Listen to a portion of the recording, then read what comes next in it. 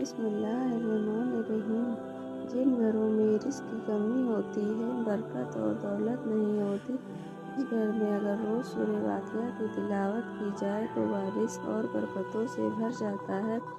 اس article میں سورہ واقعہ کے حیرت انگیز فائدے بتاؤں گی، جسے جان کر آپ حیران ہو جائیں گے۔ آرٹیکل کو پورا پڑھیں، کیونکہ اس کے علاوہ بھی سورہ واقعہ کے کئی سارے فائدے ہیں جو ہم آپ کو آخر میں بتائیں گے۔ تو چلیے شروع کرتے ہیں۔ سورہ واقعہ قرآن مجید کی 56ویں سورہ ہے اور یہ 27ویں پارے میں ہے۔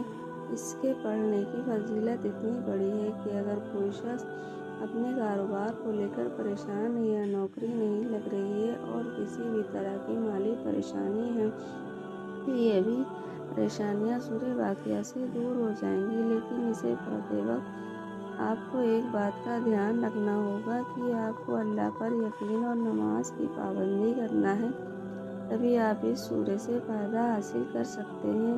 ویسے تو سورہ واقعہ فرض کے نماز کے بعد بھی پڑھ سکتے ہیں، لیکن کچھ لوگوں نے مغرب کے بعد اس کے پڑھنے کو افضل وقت مانا ہے، یعنی مغرب کی نماز کے بعد فوراً اس سورہ کو پڑھنا چاہیے۔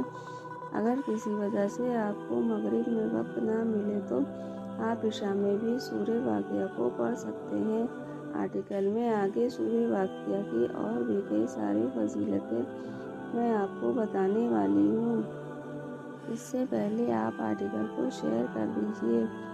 ایک روایت میں یہ آیا ہے کہ جو شخص سورہ واقعہ پڑھتا ہے وہ جنت الفردوس کے رہنے والوں میں پکارا جاتا ہے، اور ایک روایت میں یہ بھی آیا ہے کہ سورہ واقعہ سورۃ الغنی ہے۔ اس کو پڑھنے سے اور اپنی اولاد کو اسے پڑھنا سکھانے سے یہ ہمیں امیر کر دیتی ہے۔ نبی پاک صلی اللہ علیہ وسلم نے ارشاد فرمایا کہ سورہ واقعہ دولت کی سورہ ہے، اس کی تلاوت کیا کرو اور اپنے بچوں کو بھی پڑھایا کرو اور اپنی بیویوں کو بھی سکھاؤ۔ دوستو، اب ہم آپ کو سورہ واقعہ کو پڑھنے کا طریقہ بتانے والے ہیں۔ اس آرٹیکل کو بنا اسکپ کیے دھیان سے پڑھیں۔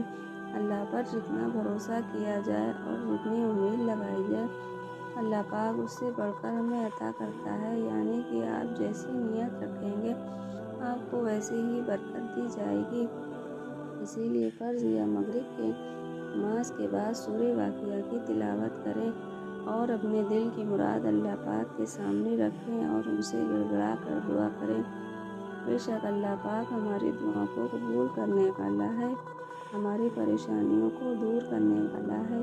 سورہ واقعہ کو پڑھنے سے گھر میں برکت تو آتی ہی ہے، ساتھ میں یہ ہمیں جنت میں جگہ دلواتی ہے، اور اسے پڑھ کر ہم اپنی مغفرت کی دعا بھی کر سکتے ہیں۔